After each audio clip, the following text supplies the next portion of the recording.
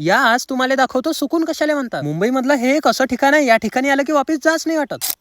रात्री मुंबईत एकटा फिरलो, 50 रुपयाची पाणीपुरी खाल्ली आणि 150 रुपयाची कॅब करून रात्री 10 वाजता रूमवर आलो. रूमवर येऊन आरशात पाहून जराशे एळे चाय केले, मोबाईल दिला चार्जिंगला लावून झोपून राहिलो. सकाळी उठलो तर मा रूम मध्ये अजून 2 जण आले, जे की आपल्या जळगाव जामोदचे होते. रूमले लॉक करून आम्ही चाललो आता मंत्रालयाकडे. माझ्यासोबत होते पियुष भाऊ, जे की सकाळीच मलकापूरहून मुंबईला आले. तेले सोबत घेऊन आलो मंत्रालयाजवळ. पण आम्ही जे करतो त्याला नाश्ता नाही म्हणत, डायरेक्ट जेवण म्हणतात. पोटभर जेवण करून चहा घेतला, पोट तर भरलं पण मन नाही भरलं. मग त्यासाठी आम्ही अजून 2 गिलास ज्यूस घेतला. हा आता काही वांधा नाही, आता 2 दिवस जेवण करायचं कामच नाही. आता एवढं खाल्लं म्हटल्यावर ते जिरवणं बी पडीनच ना. त्यासाठी आम्ही आलो मुंबईतल्या माया आवडत्या ठिकाणी. या ठिकाणी आलं की वापस जाच नाही वाटत. लहानपणापासून मला हे असं अथांग पाणी लय आवडते, पण माया कुंडलीत पाण्यापासूनच धोका सांगेलाय. ते म्हणतात ना, जिस चीज से तुम खेलोगे वही तुम्हारे मौत का कारण बनेगी, तसंच काहीतरी. नाहीतर ऊन एवढं होतं की मला असं वाटतं एक डुबकी मारूनच या. मुंबई मध्ये पैदल फिरू फिरू ताण लागली. आता जवळपास रसवंती तर काही भेटली नाही, मग स्प्राईट वरच काम भागवणं पडलं. समुद्राच्या काठावरच एका गार्डन मध्ये येऊन बसलो, पण तेवढ्यातच माई नजर गेली इकडे. म्हटलं हे या गोंडसपोराला या मीडियावाल्यानं काऊन घेतलं अशी. मग आम्हाला माहित पडलं की ते गोंडसपोरग मराठी ऍक्टर आहे. मग गेलो बा त्याच्याजवळ, म्हटलं भाऊ एखादा फोटो काढू द्या गरीबाला. तठून चैनू भाऊच्या गाडीत बसून आम्ही मंत्रालयात आलो. आणि एवढी गोष्ट लक्षात ठेवा की एक शेतकरी जर घडी घडी मंत्रालयात येऊन राहिला तर शेतकऱ्यासाठीच काही काम. मंत्रालयात येऊन चैनू भाऊनं शेतकऱ्यासाठी काय केलं ते पाहू आपण पुढच्या व्हिडिओ मध्ये. पुढचा व्हिडिओ पाहण्यासाठी मला फॉलो करून ठेवा.